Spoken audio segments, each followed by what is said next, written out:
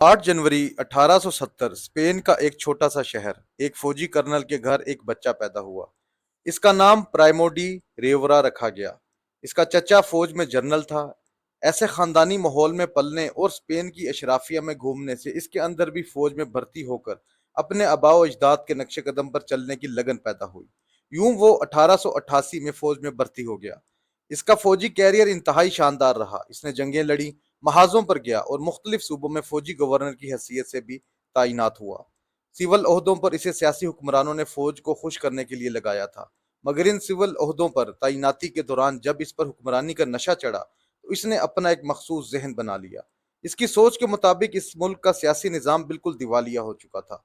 सियासतदान बददियानत और नाअहल थे और इस मुल्क को दुरुस्त करने के लिए एक शदीद किस्म की आमरीत की ज़रूरत थी जो इसे राह रास्त पर लाकर पटरी पर डाल सके। इसके लिए ये मौका जंग अजीम अव्वल के बाद मुल्क के दगरगू हालात ने फराहम कर दिया। दीगर यूरोपीय ममालिक की तरह इसका मुल्क भी माशी अबतरी का शिकार हो गया था। लोग अफराते ज़र से तंग आ चुके थे। करेंसी की कीमत गिर रही थी और महंगाई आसमान से बातें कर रही थी। ये सब कुछ सियासतदानों के बस से इसलिए बाहर था क्योंकि ये सब कुछ तो आलमी हालत जंग की वजह से था। मगर रेवोरा ने इन हालात से फ़ायदा उठाते हुए फ़ौज के ज़रिए 23 सितंबर 1923 को मुंतखब हुकूमत का तख्ता उलट दिया।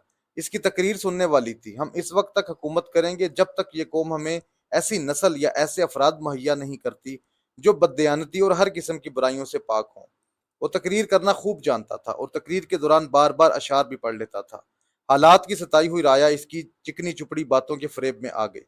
अगरचा के सब सियासी जमातों ने इसके इक़्तिदार पर कब्जे की मुखालफत की थी, मगर अवाम तो मुसलसल प्रोपेगंडे की वजह से ये उम्मीद लगाए बैठी थी कि हमें एक ऐसे मुस्तहकिम हुक्मरान की ज़रूरत है जिसको फ़ौज की पुश्त पनाही हासिल हो, ताकि वो मुल्क को वापस दुरुस्त रास्ते पर ला सके। अवामी पजीराई से इसे हौसला मिला और इसने आइन और कानून को पसे पुश डालकर 8 जर्नैलों की एक हुक्मरान कौंसल बनाई और खुद इसका सरबराह बन बैठा।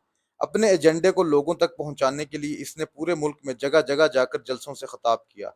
अपनी तकरीरों में वह ऐसी लफाजी करता कि लोग यकीन करने लगे कि वो एक शदीद मुहब्बे वतन शख्स है। अपने इस जज्बा हुब्बुल वतनी को साबित करने के लिए इसने छोटे सूबों में चलने वाली इलाकाई तहरीकों को कुचलने का काम शुरू कर दिया।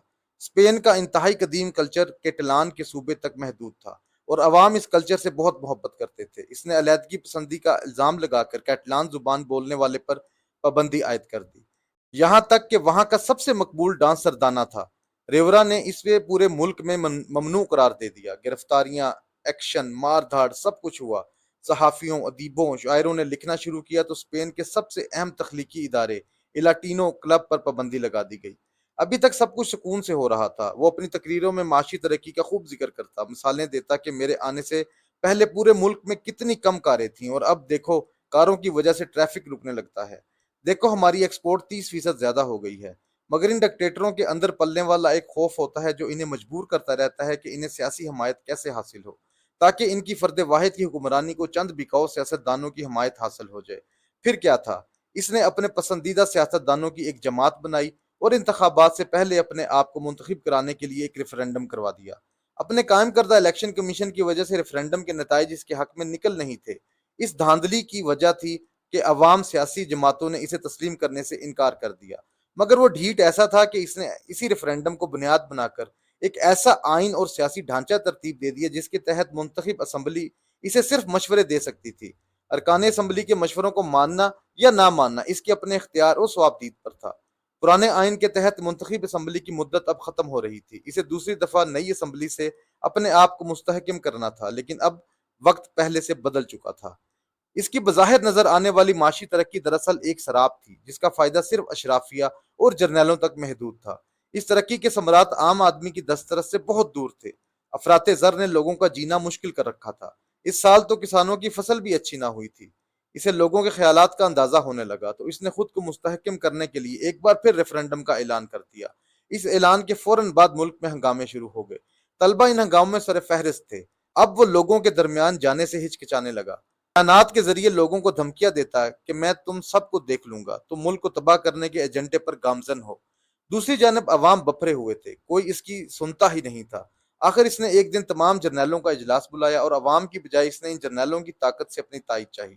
स्पेन की तारीख में जर्नैलों की इस तायद को एक नीम दिलाना तायद करार देती है जो जर्नैलों ने अपने सरबराह के हक में मजबूरन दी थी। یعنی ان کا دل کچھ کہہ رہا تھا مگر زبان سے وہ ہاں کا لفظ ادا کر رہے تھے۔ تیز آدمی تھا، فوراً سمجھ گیا، مگر اقتدار چھوڑنے کو کس کا جی چاہتا ہے۔ اس نے ایک اور جال چلی۔ فوج میں پروموشن کا معیار سیاسی وفاداری اور ذاتی پسند اور ناپسند کو بنا دیا۔ ادھر لوگوں کے جلوس اور ہنگامے عروج پر تھے، ادھر ریورا اپنے اقتدار کو مضبوط بنا رہا تھا۔ لیکن ہر آمر کے اقتدار کا آخری زمانہ بند مٹھی میں ریت کی طرح ہوتا ہے۔ جتنی مٹھی زور سے بھینچو گے، ریت اتنی ہی جلدی ہاتھ سے نکل جائے گی۔ وہی ہوا۔ ملک میں ہنگامے، بد امنی، بے روزگاری، افلاس کو دیکھتے ہوئے اس کے اپنے ہی چنے ہوئے اور اپنے ہی ہم پیشہ جرنیلوں نے ایک دن اس سے استعفیٰ مانگ لیا، مگر اس پر ایک مہربانی کی اور اسے لوگوں کے غیظ و غضب سے بچانے کے لیے بیرون ملک روانہ کر دیا۔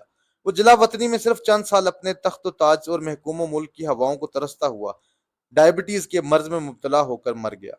دنیا کی 5000 سالہ تاریخ میں جب بھی کبھی کسی ایسے شخص کے قصے سے گزرتا ہوں جو لوگوں کی مرضی و منشا کے خلاف اپنی ایجنڈے اور اپنی بقا کے لیے کوشش کر رہا ہوتا ہے، تو پتہ نہیں کیوں ان سب میں بے پناہ مماثلت نظر آتی ہے، عادات و اطوار میں، رنگ ڈھنگ میں اور چال چلن میں۔